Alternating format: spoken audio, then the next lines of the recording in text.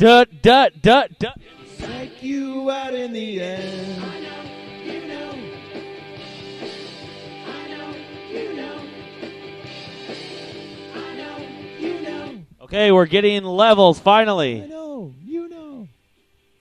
All right. Mama's got a squeeze box she wears on her chest. So what is the name of this past week's episode? We actually have to podcast about 2 episodes, right? Yes, we're doing double duty this time around because Well, you went out of town and you're the host usually. So let's pull up the names of the episodes. And I need to make an announcement that at this point, the whole subscription thing is not going to happen. I'm just going to be using one of those uploading sites because people haven't been able to download the podcast, unfortunately. But until further notice, they at least should be up there for a week, maybe longer. Maybe I'll find more than one of them to upload them on. It should be pretty easy. And I'll upload the old ones, too, of course, for people to access, at least for a period of time, and then just make a request or something. But would that make us a lo-fi podcast, or what does that really mean? Kind of, yeah, because the technology doesn't like us. 2 turntables and a microphone. So let's talk. We're not going to go backwards here. The first episode from last week would have been almost 8 days ago. 0 to Murder in 60 Seconds is the one where Gus has the company car get decorated and the whole thing. Any comments on that particular episode? I believe there were 2 Lionel Richie references in that one.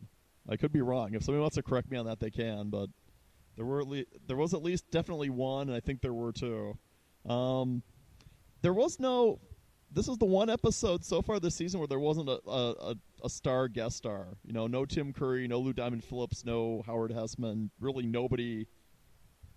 The girl that Sean went on the date with was attractive, but she wasn't anybody. She wasn't like a big name guest star of any kind. So that was one difference between that episode and the previous 2. I didn't really get the fact he's like talking to himself in front of her. I'm not this good, am I? You know, I can't be. We did learn a lesson from that. If you're a guy, never use the word easy when you're on a first date with somebody, because even if you're not referring to them, they'll get the impression you are and they'll storm off in a huff. So let that be a lesson to you if you're ever going on a first date with someone. Do not use the word easy in any context whatsoever. I mean, it was funny seeing Lasseter's car get stolen, you know? Yeah, so it was hilarious watching. Also, Lasseter kind of seemed to swing back into form, the antagonism between him and Sean. It was very much vintage in that respect. He kind of is on the fence, where it's like most of the time you think he's still suspicious and not liking the fact that his job is being done by someone he doesn't deserve to have that position. But then at the same time, he's willing to accept it. I think he's trying to impress with the chief or something like that. I don't know.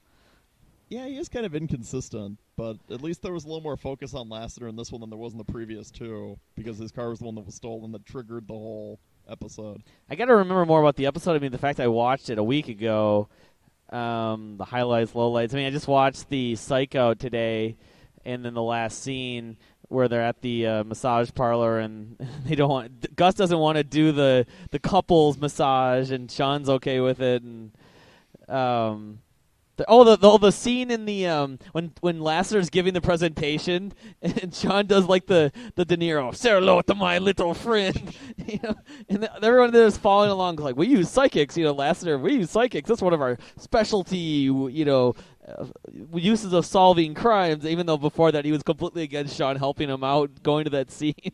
Well, also the Sean comment, the criminally underrated Don Cheadle, and then Gus chimes in, you know that's right. Oh yeah, that's right. That was the best moment I thought of the episode was the Sean at the end, you know, the revelation part of it. When he had like looked that stuff up online. I'm trying to remember. I should have watched it again before I started talking about it, but I guess I'll dub some stuff in if we need to later. Well, the other entertaining thing was the guy who kind of pretended he was taking the rap in prison, who was really the mastermind behind the whole thing. We had some fun scenes with that guy. Yeah, he kind of reminded me of like a poor man's Bill Bellamy or something. Not Bill Bellamy. The comic. What's the comic guy that does like on HBO? David something. I'm blanking on his name. Anyway, yeah, Dave Chappelle. He kind of looked like a poor man's Dave Chappelle. Yeah, I mean, I thought it was kind of suspicious that he went into prison and he's willing to talk and rat out other people, and then, you know, they go down to the repair shop. I like the fact that Gus was totally not for his car getting design. By the way, we pointed out before, I still think that they changed cars over from season 1. We'll have to go back and look at that, and I think I may actually break down and get the Psych DVD for the DVDs for season 1 because I want to see what the bonus stuff is. In fact, now remembering, since I was watching this out in California with my cousins, there were like 3 or 4 like continuity errors with that episode that I'm forgetting right now. That if I watched again, I would probably bring up. I do remember the whole thing with Gus solving the whole thing about the rims. These rims. This is our key. Well, when the drug-sniffing dog noticed something was going nuts, you knew that had a connection to the solution to the crime. It was a fairly obvious giveaway there. Trying to think of what else. And it's like how we did watch. You haven't seen all of them. Were they doing the Arizona reference? We're going to Arizona. Yeah, that was good. I have a friend named Tom who lives in Arizona, and he needs to see that Psych Out. I think he would also find it hilarious. That was of the first 3 episodes of the season, that was the best Psych Out. Although I think the Psych Out for episode 4 was the best of the 4 so far this season, easily. They actually did a lot more, though, on the website, which you haven't seen yet. Yeah, I need to go to the website and watch the more complete Psych Out. We should also mention, now this is not really news to most Psych fans, I would guess, that have gone online, but they have these things called webisodes, which they advertise during the show at the bottom on the left-hand corner. And they're kind of like additional scenes or just scenes that are written just for the web, which are funny. There's one that I really like that I showed you just earlier with an answer machine where Gus is trying to come up, or Sean wants to come up with an answer machine that's like very Psych, like, we can feel you knew you were going to call us. And Gus is like, we're professionals. We have to be professional. Sound professional, Sean. It was good because Gus couldn't come up with a good message at all. Every time Sean's lame situation solve what he solves, always seems lame, but Gus can't come anything better, so that's obviously the one they go with. Yeah, I think if they had included that episode in that webcast in an episode, they would have viewed the Sean mistakes would have been like the blooper reel Psych Out at the end of an episode if it had been an included scene. By the way, a suggestion. Levels, having heard the podcast everyone else has not heard at this point, you see how the levels on mine are higher? I don't know. Speak up a little bit. Maybe it's something with the microphone. Maybe we can switch mics. Maybe that would be you want to? Okay. We are switching mics. I can feel your microphone switching. No, see, just get your face right up to there. Wonder Twin Power, activate. Yes. So, is there anything else we wanted to add about this particular episode? Maybe I'll go back and watch some of it if I can find it online. I thought they were online. They're not, but not a heck of a lot. I honestly thought the first 2 episodes of the season were better than that one. The episodes with Tim Curry and Lou Diamond That's funny Phillips. because you thought that the Psych Out was much better.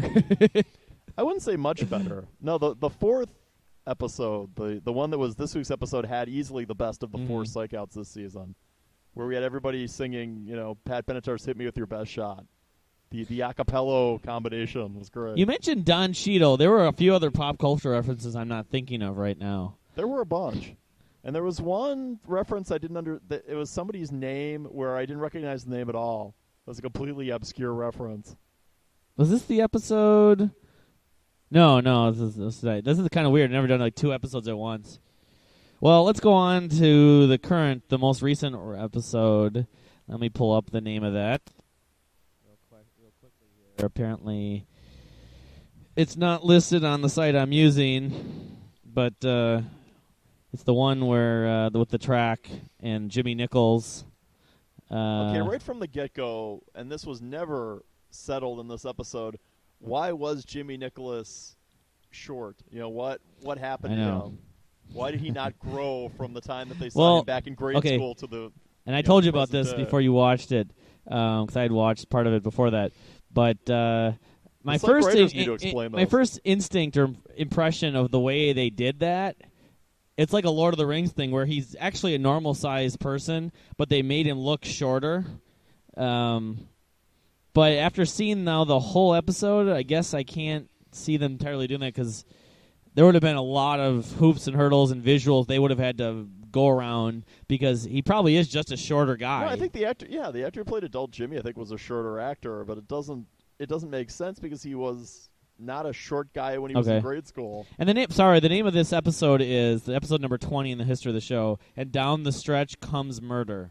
Okay, so, but yeah, as opposed to the last episode, didn't have as many eye candy. He had the one girl that Jimmy's wife was kind of hot, but overall, in terms of eye candy, he wasn't as good. But the actual plot may have been a little better.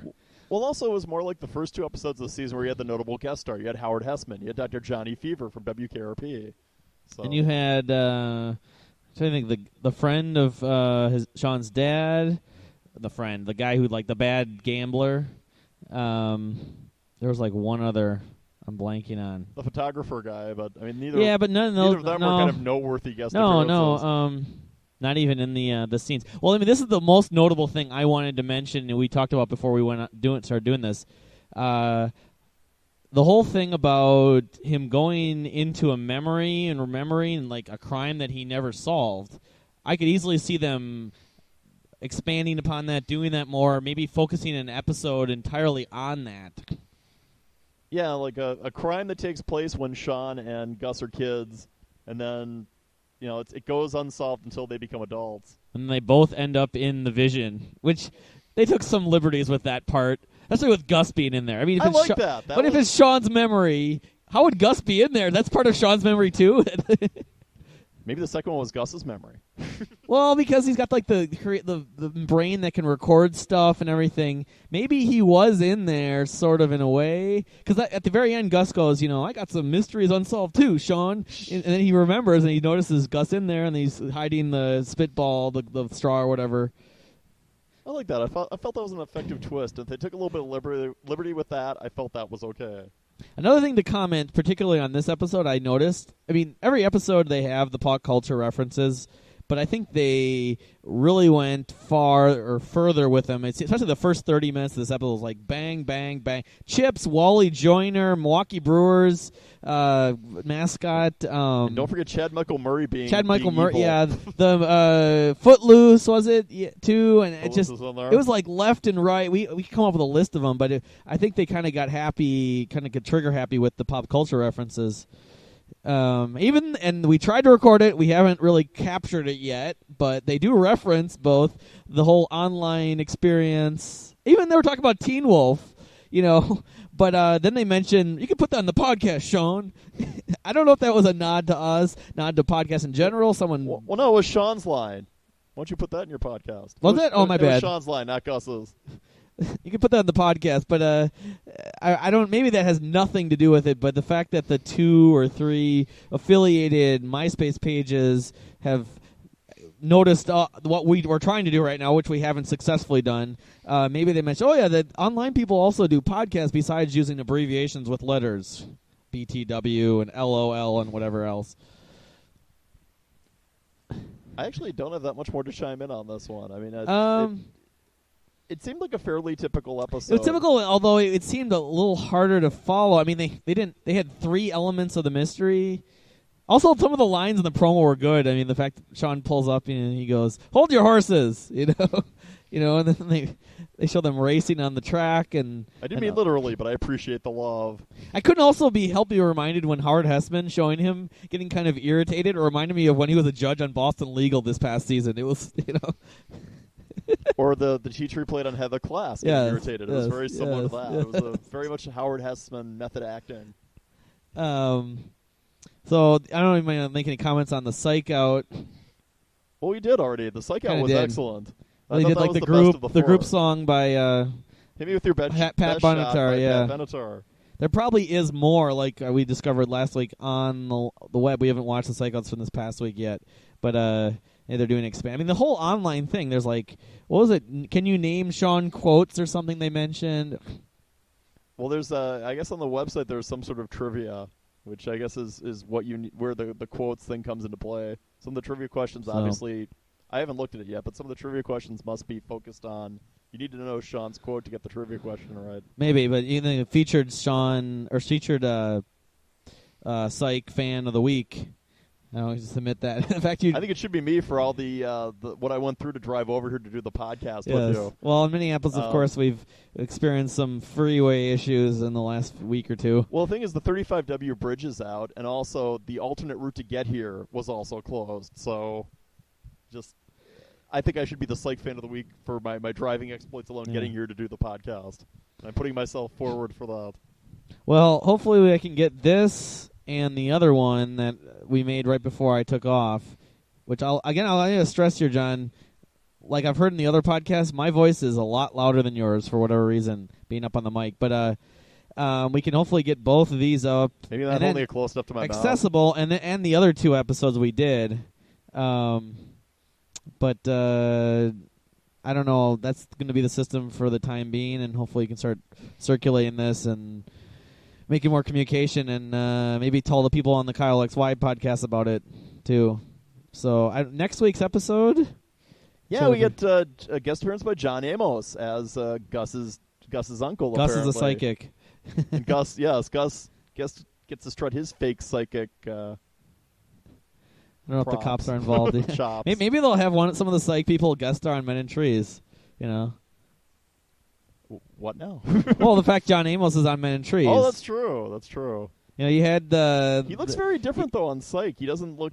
He looks like he has less hair. There's no gray hair. I swear, I thought it was Martin Lawrence when I first saw him.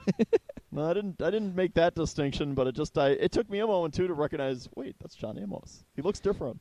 But. Yeah, maybe the fact that they had the guy from Kyle XY, Tom Voss, on Men in Trees will start casting more guest stars. But if Men in Trees actually lasts, it's another story. Well, you know, I noticed they should get is, seeing as we have Burton Guster on the show, they should get LeVar Burton to maybe guest appear as a relative of Gus's. You know, like John Amos is in next week's episode. He'll start talking to him about like engineering and then engines, and then, the Star Trek discussion will start. So we had Mr. Sulu on there, so Geordie LaForge would be a fine addition to the cast of Psych for one episode. Also, should mention that we did notice the Psych creators were talking about the show online in an interview. I mean, there's a lot of content on the website that I personally haven't seen. You've seen even less of, but if you're a Psych hardcore person like ourselves, certainly you would want to explore that if you haven't already. They need to explain why Jimmy Nicholas didn't grow. Yes, the stunting of the growth needs to be properly explained by the writers. Maybe something about the fact when he got suspended or he got thrown out or whatever, went to Hawaii and had, what did he say, like pizza and whatever else all day for breakfast. Maybe that caused it or something. Well, he did say that he had a race car bed, too, so possibly sleeping in the race car bed stunted his growth. He was meant to be small. He was meant to race. Maybe the reference to race. Well, apparently Jimmy Nicholas, like Sean and Gus, is a man of secrets as well, and that one we may never know why. I don't know, they might bring him back. Although the ending was kind of suspicious. I didn't really get the sense he was being very forthright about what he said. Like, I feel bad about what I did to you all those years. No, I don't think he did. No, it's a case of somebody being a bad egg in school and not changing when they became an adult, obviously. I mean, he wasn't a murderer, but I mean, it was too easy to like. And Gus was a nice guy. Gus was gonna like go at him and say, Sean wanted to tell you something, and then Sean couldn't say anything about it and had to apologize anyways. And I don't know. That last scene, the last part was kind of mailed in to an extent. I liked it. I liked it, but at the same time, it doesn't make sense with his character. Even getting back together with his wife after knowing his wife cheated on him. We never really I will agree that part was a bit inconsistent, but then again, he explained that she was Miss Oxnard after all. We never got any. What is that? What is Oxnard? It's a town in California. Oh, all right. Oxnard, California. Maybe it speaks for his character where he doesn't really care. The fun thing was the comment about she has no sense of smell. Oh, yeah, the fact he said he got laid at 13 or whatever. Maybe that stunted his growth. Yeah, when he lost his senses with the police, that kind of was mailed into an extent, too. It's like, well, he can't see, and then he knows the VCR is right behind him. Well, it kind of goes hand in hand with the scene in the previous episode, or actually now, I guess it was 2 episodes back, where Sean wanted Jules and Lassie to stand back while he was working out the combination of the lock.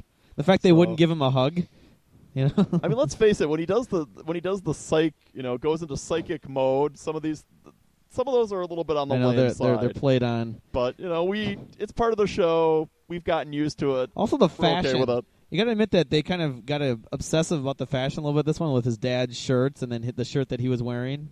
Yes, I actually like the shirt jokes were fine. I thought Sean came up with some good one-liners to attack the shirts.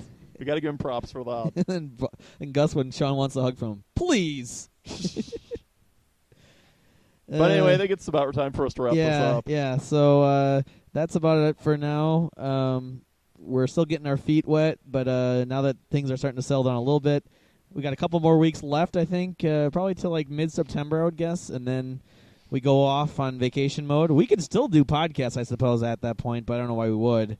We could talk about go back and do podcasts of the first season, original maybe. episodes we never got to do, but then come back in the middle of the year. But this is it's still the best show on TV, I think, with the demise of Veronica Mars. I'm curious about some other shows coming up next season, but it's still holding true to be the most entertaining show on television for me. I would agree with that. So, 2 thumbs up. Here we're going to close out with the Indians again, if I can pull that up again.